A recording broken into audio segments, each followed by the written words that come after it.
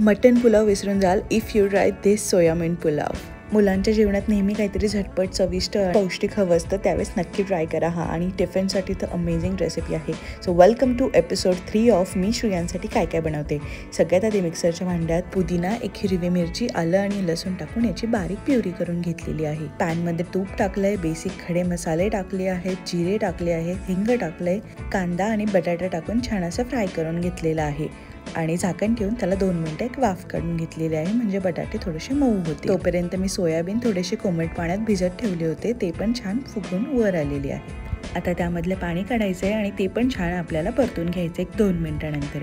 त्यानंतर आपली प्युरी त्यात टाकायची आहे. त्यानंतर मसाल्यांमध्ये धना जिरा पावडर टाकायची आहे आणि बिर्याणी मसाला किंवा मग गरम मसाला थोडासा ॲड करायचा आहे. त्याने फ्लेवर खूप जास्त अमेझिंग येतो. त्यानंतर भात टाकलेला आहे आणि त्याला पण छान असं परतून घेतलेलं आहे. थोडंसं लिंबू पिळलंय, मीठ टाकलंय आणि मग गरम पाणी टाकून ह्याला छान असं 10 मिनिटं फुलून घेतलेलं आहे. टिफिनसाठी एकदम परफेक्ट रेसिपी आहे. आमच्याकडे तर गेस्ट यायचे असतील तर ते आधी कॉल करून सांगतात, प्राची प्लीज दी सोया मिंट पुलाव बनव, खूप अमेझिंग बनतो कारण हा.